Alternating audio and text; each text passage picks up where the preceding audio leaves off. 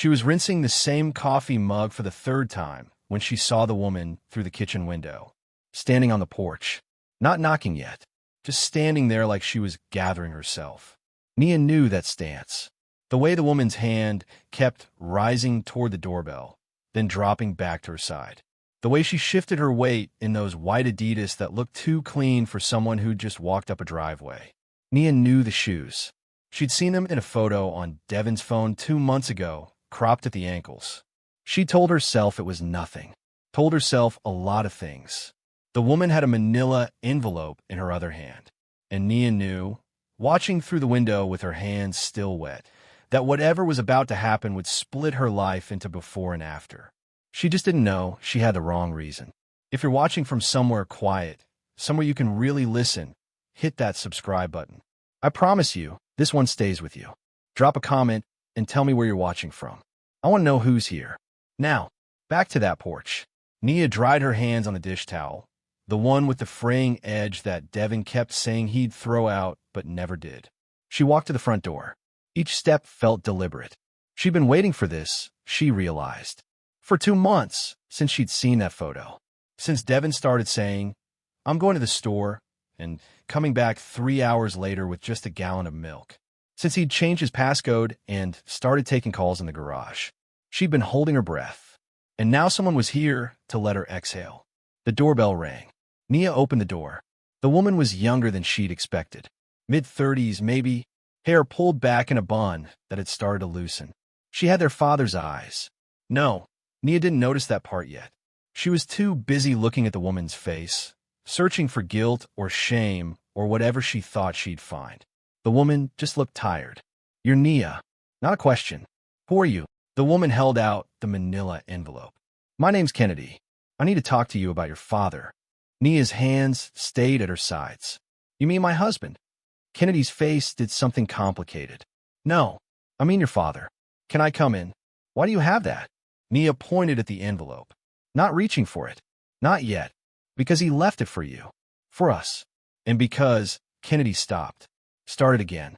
"This is going to sound insane, but I'm your sister." 3 weeks earlier, Nia's father had died at Northern Regional Hospital.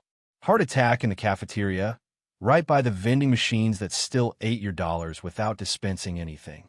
She'd gotten the call during her lunch break at Walgreens, where she'd been pharmacy tech for 6 years. The manager, Patricia, had looked at her face and said, "Go." She drove her 2011 Camry with the check engine light that had been on since March. The whole way, the radio played Redbone by Childish Gambino, and she couldn't make herself change it. She'd arrived at the hospital, and her father was already gone. She didn't cry. She'd scheduled the funeral, picked the casket, written the obituary. Devin had stood next to her through all of it, his hand on her back in that absent way he'd developed. There but not there. She noticed he checked his phone during the service. Twice. At the repast at Annie Jean's house, her cousin Malik had asked her how she was holding up, and she'd said, "Fine," and meant it. Her father had been a proud man. An electrical engineer who'd worked for the same company for 30 years. He'd taught her to change a tire when she was 16. He'd never taught her how he felt about anything. You didn't cry for someone you never really knew. That's what she'd told herself, standing in Annie Jean's kitchen, eating potato salad from a paper plate, watching Devin through the doorway as he stood on the porch making another phone call. Now Kennedy was sitting on Nia's sectional, the one they bought on credit 7 years ago with the cushion her son had drawn on in Sharpie when he was 4. Devin had been so mad that day. But TJ was 9 now, at school, and Devin was at work, and there was a stranger on their couch saying impossible things. "I know how this sounds," Kennedy said. She'd refused water, kept the envelope on her lap. "But I have documentation. He was my father, too. My father didn't have other children. Your father had a whole other family." Kennedy opened the envelope. Indicator. 40 minutes from here. He had me. And my mother, until she passed 3 years ago. He split his time. He was there every weekend, every holiday. We thought. She stopped. My mother told me 2 months before she died that he had another family, that we were the secret one. Nia's laugh came out wrong. "No, I have the will, and birth certificate, and photos going back to when I was a baby. He's in all of them." Kennedy spread papers across the coffee table. Nia didn't look down yet. She was stuck on one detail. You said every weekend. Her voice sounded far away. He told us he worked weekends. Consulting jobs. Extra contracts. He was with us. The room tilted slightly. Nia put her hand on the armrest. The fabric was worn smooth where she always sat, where she'd sat every night for 7 years watching TV next to a man who was becoming a stranger. Where her father had sat during visits, drinking Folgers from her good mugs, never staying long, never staying for dinner, always saying he had work in the morning. Why are you here? Nia asked. Why now? Kennedy picked up a document. The will. Because he left the house to both of us. And because she hesitated. Because your husband knew. Devin knew. Nia had met Devin at a cookout in 2011. He'd been funny. Easy. He worked in IT, fixed computers, always had a story about the bizarre things people did to their laptops. He'd noticed when she got her hair done. He'd called when he said he would. He'd proposed at her favorite restaurant, Pascal's, in a booth by the window. They'd gotten married at Ebenezer Baptist. Small wedding. Her father had walked her down the aisle in a suit he'd bought new. In the photos, he was smiling. It looked almost real. Their marriage had been good. Then it had been fine. Then it had been this. Devin coming home late. Nia pretending to be asleep.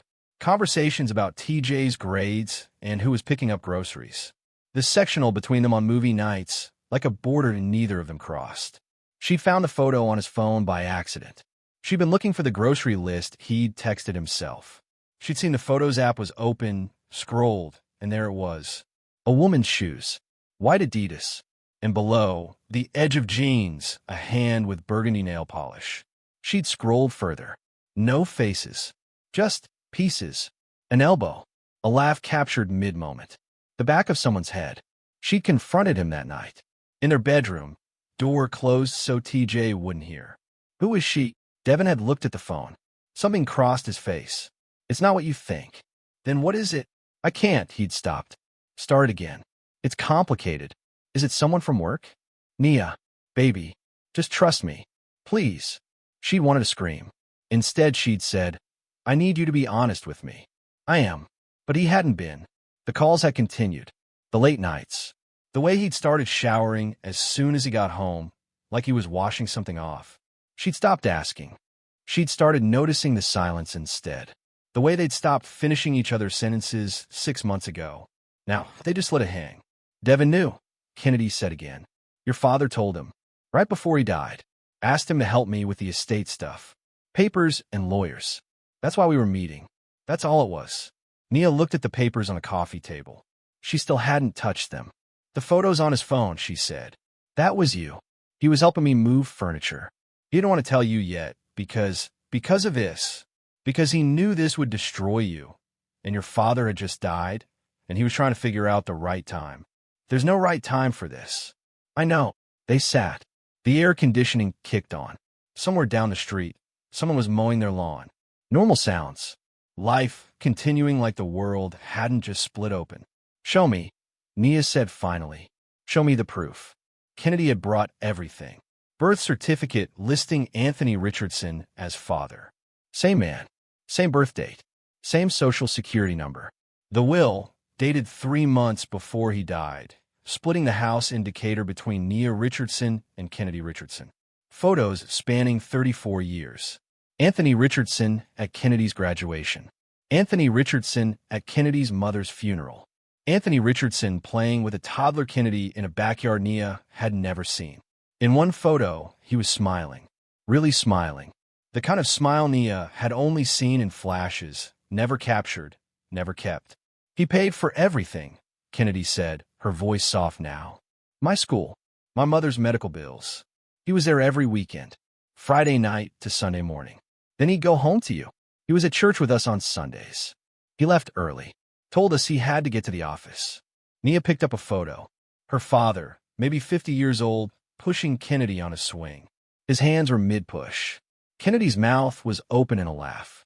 He looked happy. Nia had never seen him push her on a swing. She'd learned to pump her legs herself. She set the photo down. What do you want? She asked.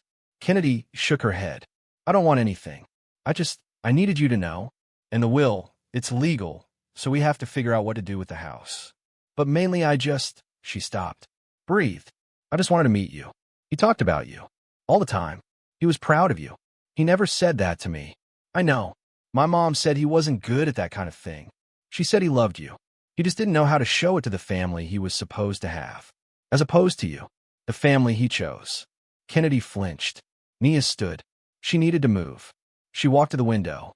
Outside, Mrs. Patterson from 3 doors down was getting her mail. Everything was normal. Everything was exactly as it had been 10 minutes ago, except now it wasn't. I need you to leave, Nia said, not turning around. Nia, please. She heard Kennedy stand. The rustle of papers being gathered. Footsteps toward the door. Then Kennedy's voice, quieter. He was wrong, the way he did this.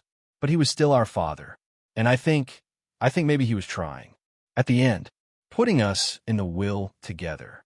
Maybe that was his way of trying. Nia didn't answer. The door opened. Closed. She stood at the window until Mrs. Patterson went back inside. Then she sat on the floor. She didn't cry. Devin came home at 6:30. Later than he'd said. He came through the door, already talking. Sorry, baby, the meeting ran long. Where's TJ? And my mother's. Nia hadn't moved from the sectional. The papers were still on the coffee table. She'd been looking at them for 3 hours. Devin saw them. Stopped. She came, he said. She came. He set his keys in the bowl by the door. The one shaped like a hand that his mother had given them, which Nia had always hated but never thrown away. He walked over slowly, sat on the other end of the sectional, that distance between them that had been growing for months. I wanted to tell you, he said. When, I don't know, after the funeral felt wrong. Then you were dealing with the estate stuff, and I kept waiting for the right moment. You let me think you were cheating. I know, for 2 months. You let me think that for 2 months. I know. She looked at him, really looked. He was tired. There were lines around his eyes she didn't remember from their wedding photos. Gray coming in at his temples. When had that happened? He asked me to help her, Devin said. At the hospital, right before. He grabbed my hand, and he said he'd made mistakes. He said Kennedy was alone now, and she was going to need someone to help her figure out the legal stuff. The house and all that. He said he'd never asked me for anything, but he was asking me for this. He asked you to lie to me. He asked me to give him time. He said he was going to tell you. He just needed time. But then he died. They sat. The air conditioning kicked off. In the silence, Nia could hear her own breathing. I thought you didn't love me anymore, she said. Devin's head snapped up. What? The late nights. The phone calls. The distance. I thought you'd found someone else. Someone better. Someone who wasn't. She stopped. I thought I'd lost you. Nia. He moved closer, still cautious. You haven't lost me. Haven't I? He didn't have an answer for that. That night, TJ came home and wanted to show them the volcano he'd made in science class. He'd painted it purple because regular volcanoes are boring, Mom. He demonstrated the eruption at the kitchen sink using baking soda and vinegar. He got it everywhere. Devin cleaned it up while Nia made spaghetti from a jar of Prego sauce. And they ate at the table like a family that hadn't just split in half. TJ talked about his friend Jaden, who was being annoying at recess. About the book they were reading in English. About how the cafeteria nachos were disrespectful to actual nachos. Nia laughed. It surprised her. After dinner, TJ went to his room to do homework. Devin loaded the dishwasher. Nia stood in the doorway between the kitchen and living room, in that in-between space, watching him. I need to see the house, she said. Devin looked up. Kennedy's house? My father's house. The one he lived in every weekend. The one he chose. Okay. Tomorrow. I want to see it tomorrow. I'll call Kennedy. We'll go. Just me. And her. Not you. He closed the dishwasher. Didn't start it. Okay. The house was in Decatur. A small split level with vinyl siding and a front yard that needed mowing. Nothing special. Nothing that explained why this was worth 30 years of lies. Kennedy answered the door in sweatpants and an Emory University t-shirt. No shoes. Her toenails were painted the same burgundy as her fingernails in the photo Nia had seen. You came, Kennedy said. You invited me. I didn't think you would. They stood in the doorway. neither moving. Can I come in? Nia asked. Yeah. Yes. Sorry. Kennedy stepped back. The inside was lived in. Furniture that didn't match, but worked together anyway. Photos on the walls. Kennedy at various ages. Kennedy with her mother. Kennedy with friends. Kennedy graduating college. And there, threaded through all of it, Anthony Richardson. Smiling. Present. Real. He died in August, Kennedy said. My mother. Breast cancer. He was there every day at the end. Sleeping in that chair. She pointed at a recliner in the living room. After she died, he I don't know. He got quieter. He still came every weekend. But it was like he was somewhere else. Nia walked through the rooms. The kitchen was small. Dishes in the sink. A calendar on the wall with Kennedy's work schedule marked in purple pen. The dining room had a table for 4. Nia could imagine him sitting there, eating meals, laughing, being a father. Upstairs, Kennedy showed her the bedroom that had been his. A queen bed, neatly made. A dresser with his cologne on top. Irish Spring, the same brand he'd worn her whole life. Some of his clothes still hung in the closet. I haven't cleaned it out yet, Kennedy said. I can't. Nia opened a drawer. Socks rolled the exact way she'd rolled them. T-shirts folded flat. Everything ordered. Everything controlled. In the closet, she found a shoebox. What's in this? She asked. Kennedy shook her head. I don't know. I haven't gone through his stuff yet. Nia opened it. Inside were photos. Not of Kennedy. Of her. Nia. Baby photos. School pictures through the years. Nia at her high school graduation. Nia and Devin's wedding photo. Nia holding newborn TJ at the hospital. Under the photos were report cards. Elementary school through high school. Everyone. At the bottom was a newspaper clipping. Nia's pharmacy tech certification announcement from the local paper. 6 years old. She didn't even know they'd run that announcement. He kept all this, Kennedy said softly. Dear. Nia sat on the bed. The box in her lap felt heavier than it should. He was proud of you, Kennedy said. I told you. He talked about you all the time. But he was here. I know. He chose this. He chose you. He chose both. That was the problem. Nia shook her head. No, you can't choose both. That's not how it works. Kennedy sat next to her. Not too close. Leaving space. My mom used to say he was 2 different people, Kennedy said. The man who came here on weekends was relaxed. He watched movies with us. He helped me with homework. He told stupid jokes. The man who went back to you on Sunday mornings, she said he put on a costume. The successful engineer. The proper husband. The provider who didn't know how to just be. That's the only man I knew. I know. So which one was real? Both. Neither. I don't know. They sat. Through the window, Nia could see the backyard. A swing set, rusted now but still standing. The swing from a photo. What was she like? Nia asked. Your mother. Kennedy smiled. Funny. Really funny. She worked at the post office. She'd come home with stories about the people who came in. She did this voice when she imitated them. Kennedy did the voice, high and nasal. She made everything feel lighter. He met her after he married my mother. Or before. After. At the post office. She told me it was an accident. That they didn't mean for it to happen. But then it did, and then I happened. And then it was this whole life that neither of them could walk away from. But they never got married. No. He said he couldn't. Couldn't leave you and your mom. She accepted it. I think part of her even liked it. Having him, but not having to have all of him. Not having to do the hard parts, the bills and the fights, and the everyday boring stuff. She got the weekends. The good parts. She got him, Nia said. The real him. Maybe. Or maybe there was no real him. Maybe he was only real in pieces, and none of us got the whole thing. They went through the house room by room. Kennedy showed her everything. The bathroom where he'd kept his toiletries in a blacktop kit. The garage where his tools were still organized on pegboard, each one outlined so he'd know where it went. The back porch where he'd sit every Sunday morning drinking coffee before he left. He'd time it, Kennedy said. 7:30 exactly. Like church started at 8, and he needed that half hour to get there. But I looked it up once. Your church starts at 10:30. Where was he for 3 hours? I don't know. Maybe he just drove around. Maybe he sat in a parking lot somewhere. Maybe he was trying to figure out how to be both people at once. They ended up in the living room. Kennedy made tea. They sat on opposite ends of the couch, mugs warming their hands. "The will says we split the house 50-50, Kennedy said. "We can sell it, divide the money, or, or, or one of us can buy the other out. Or we can keep it, rent it. I don't know. I haven't thought that far." Nia looked around. This house her father had chosen. This life he'd built in secret. "He left me the house I grew up in too," she said. "Did you know that? The one where my mother still lives. He left it to me in his will. Like he was trying to make things even. A house for each daughter. That's so him. Everything measured.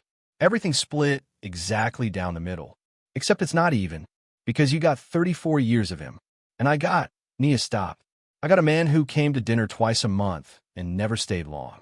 Kennedy didn't argue. "I hated him sometimes," Nia said. "Growing up, he was so distant, so cold. My mom would make excuses. Say he was tired from work. Say he showed love differently. But I thought he just didn't care. That I wasn't enough. That I'd done something wrong. You didn't. I know that now. But for 37 years, I didn't know. I thought the way he loved me was the way I deserved to be loved. Careful, measured, always at a distance." She set her mug down. The tea was going cold anyway. "I'm angry," she said. "I'm so angry at him." "Me too." "You are." "Of course I am. He lied to me too. My whole childhood, I thought he worked some important job that kept him away during the week. I thought he was doing it for us. For me. And then Mom told me the truth, and I realized he wasn't sacrificing for us. He was just keeping a secret." They sat in that shared anger. It felt almost like connection. "Do you want kids?" Nia asked.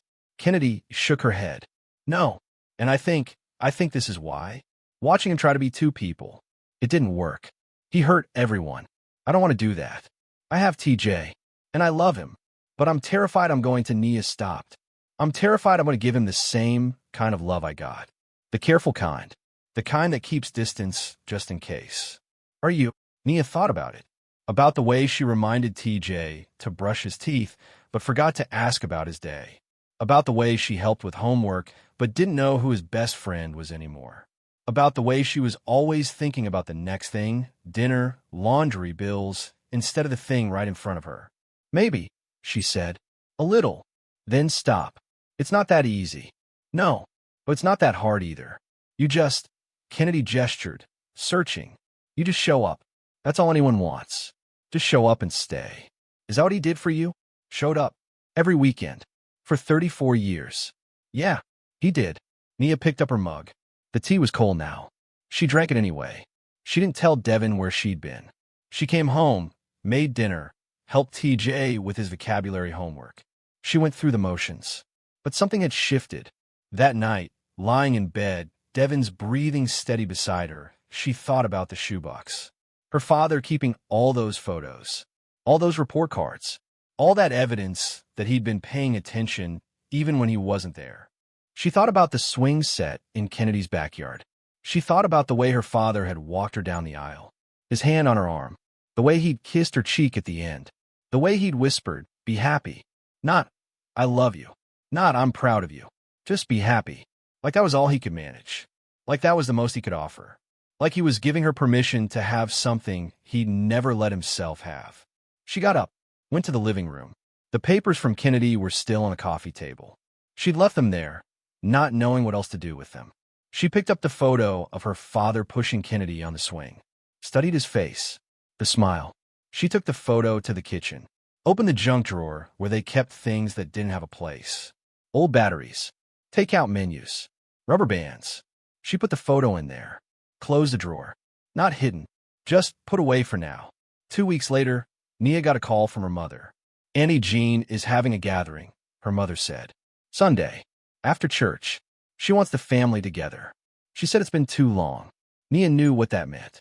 Everyone would be there. Her mother's sisters, her cousins, all of them asking how she was doing. All of them knowing her father had died, but not knowing about Kennedy. About the house. About any of it. "I'll be there," Nia said.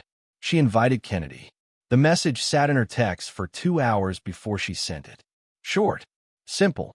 Sunday. Family gathering. Auntie Jean's house. 2 p.m. You should come. Kennedy's response came in 5 minutes. "Are you sure?" "No, but come anyway." Auntie Jean's house was full. The smell of fried chicken and collard greens and mac and cheese hit you at the door. Kids running through the living room. Adults in the kitchen and dining room and den. Music playing low. Kirk Franklin on the Bluetooth speaker Auntie Jean's daughter had set up. Nia arrived with Devin and TJ. Her mother was already there, wearing her church clothes, a plate already made. She hugged Nia tight. "Baby, how you doing?" "I'm good, Mama." "You sure?" "Yes." Her mother pulled back, studied her face. Nia knew that look, the one that said, "I know you're lying, but I'll let you tell me when you're ready." "There's somebody coming," Nia said. "Somebody you need to meet." "Ooh, just trust me." "Okay." Before her mother could ask more, the doorbell rang. Nia went to answer it. Kennedy stood on the porch. She dressed up, slacks and a nice blouse. Hair down now, curled. She looked terrified. "I shouldn't have come," Kennedy said. "Yes, you should." Nia stepped back. "Come in." The room didn't go quiet, but it shifted. People noticed. The stranger in the doorway. The way Nia stood next to her. Not quite touching, but together somehow. Auntie Jean came over, wiping her hands on a dish towel. "Who's this, baby?" Nia took a breath. "This is Kennedy," she said, loud enough for the nearby people to hear. "She's my sister." The shift happened fast then. Conversation stopping. Heads turning. Her mother's face going from confused to shocked to something else. Something that looked almost like she'd been waiting for this. "You're what?" Cousin Malik said. "My sister. My half-sister. Our father's daughter." The room was quiet now. Even the kids had stopped running. "Anthony had another child?" Auntie Jean asked. "Yes." Nia turned to Kennedy. "For 34 years. In Decatur. Every weekend." Her mother set down her plate, walked over slowly, stood in front of Kennedy, looking at her face. Her eyes. The shape of her nose. The way she stood. "You have his eyes," her mother said. Kennedy nodded. "Yes, ma'am. And he never told me." "No, ma'am." Nia's mother laughed. It came out bitter.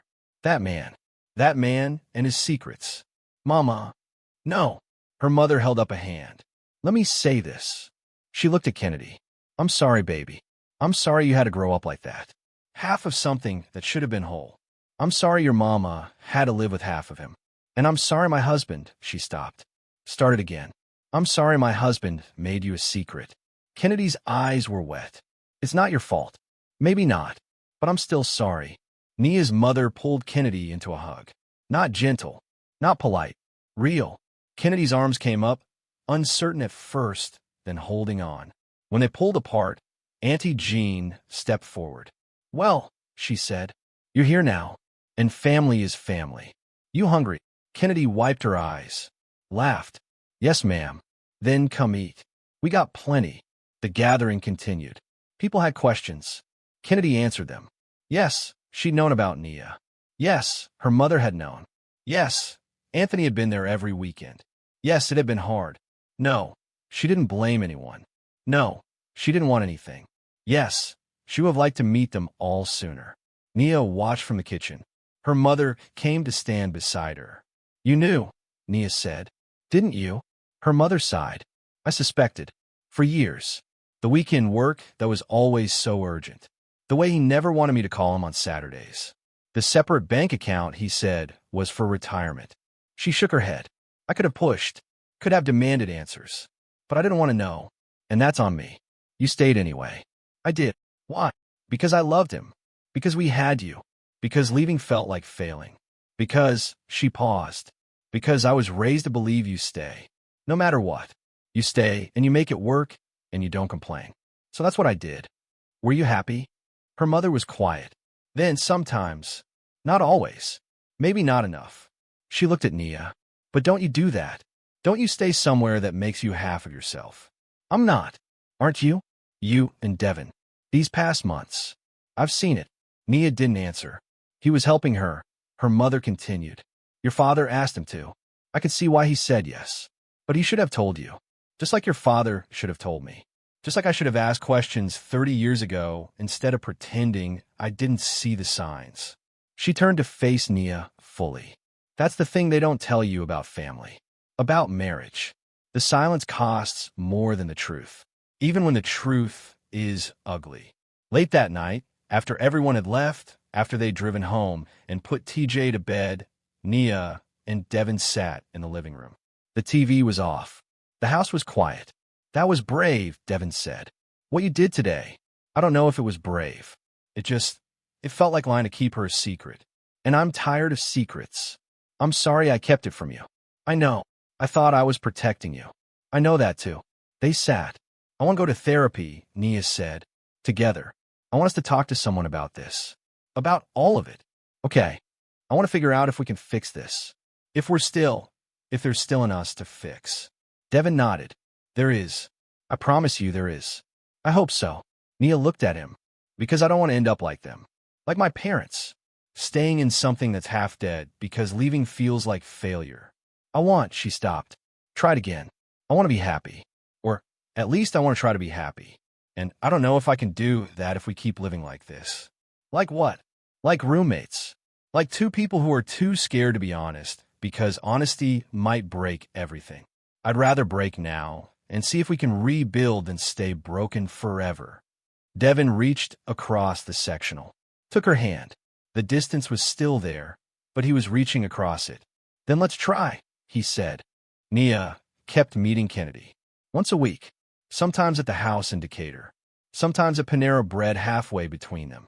They talked about their father, about their mothers, about the different versions of Anthony Richardson they'd each known. They talked about other things, too. Kennedy's job and nonprofit. Nia's work at Walgreens. TJ's obsession with Minecraft.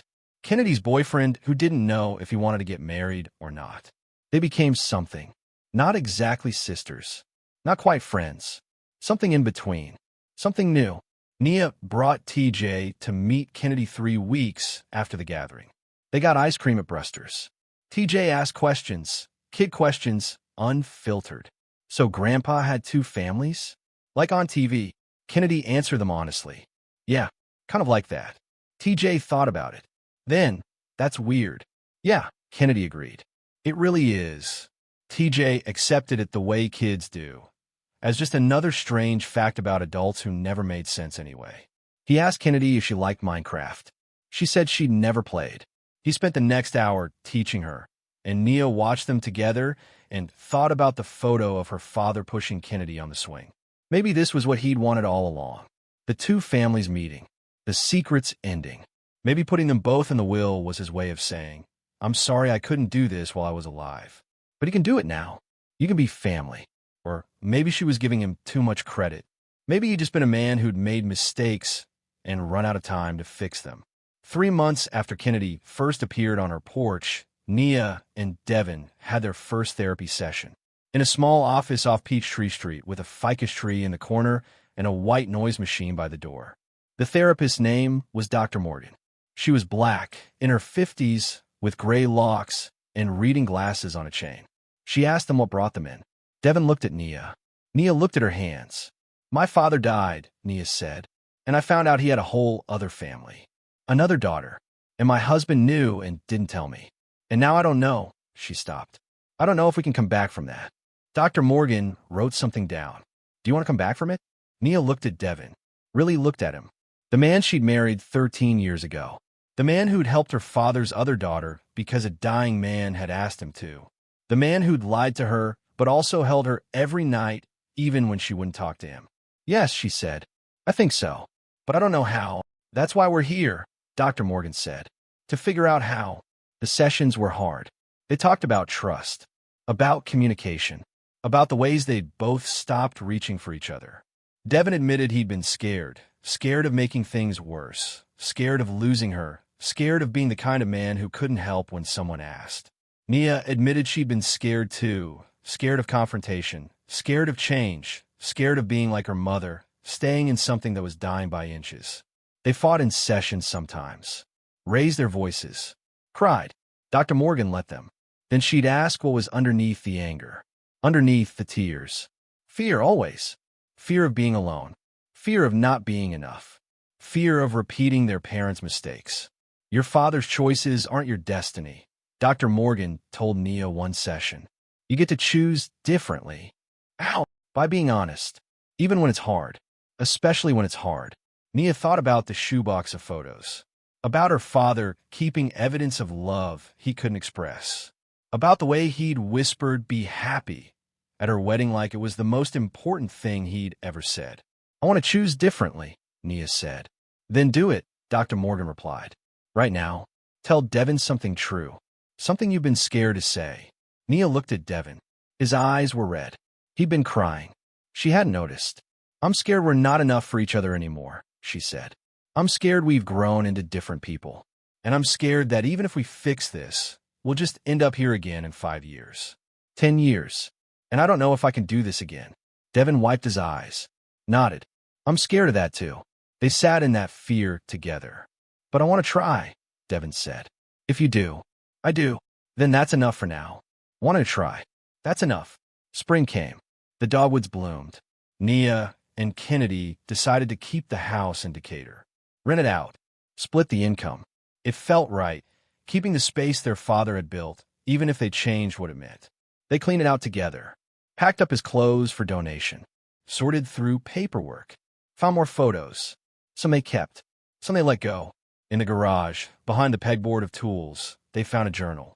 Neither of them knew he'd kept one. They sat on the garage floor and read it.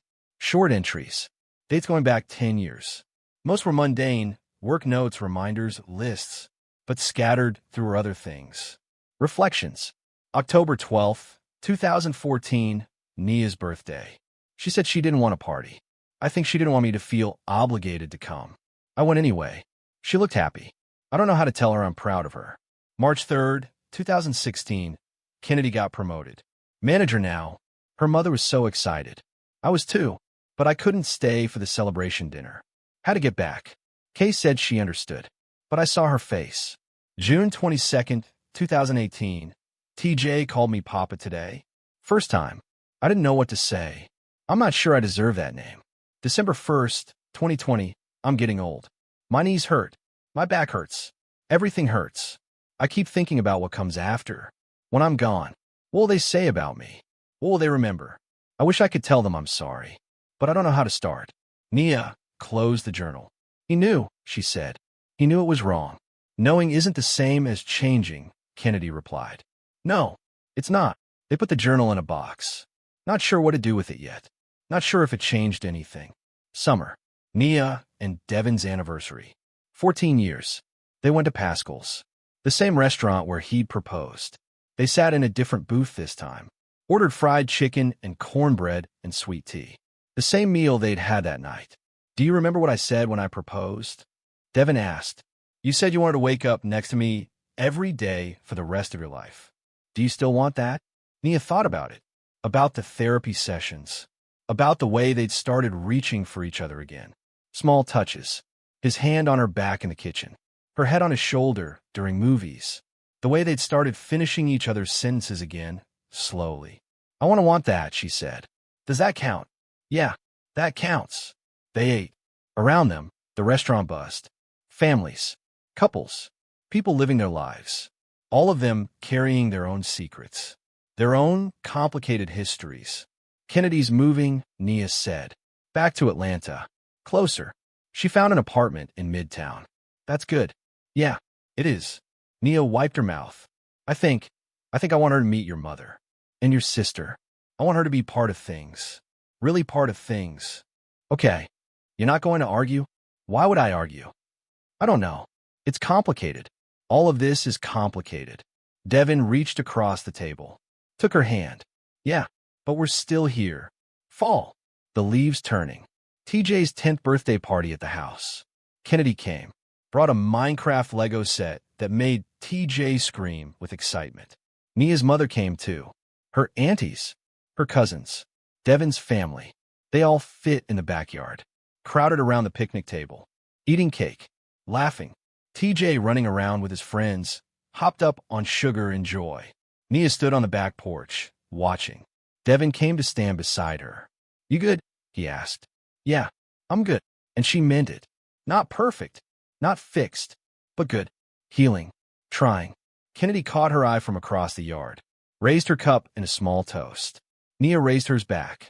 2 daughters of Anthony Richardson. Learning how to be sisters. Learning how to take the broken pieces he'd left behind and build something new. That night, after everyone had gone home, after TJ was asleep, Nia went to the junk drawer. She took out the photo, her father pushing Kennedy on the swing.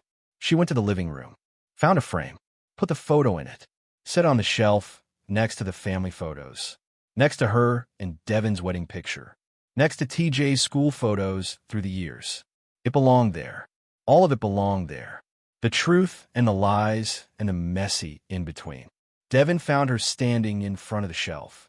"You okay?" he asked. "I think so." Nia looked at the photos, all the versions of family they'd collected. "I think I'm learning how to be." He put his arm around her. She leaned into him. They stood there in the dim light of the living room, in the house they'd built together, surrounded by the evidence of all the ways people tried to love each other, even when they didn't know how. Outside, the wind picked up.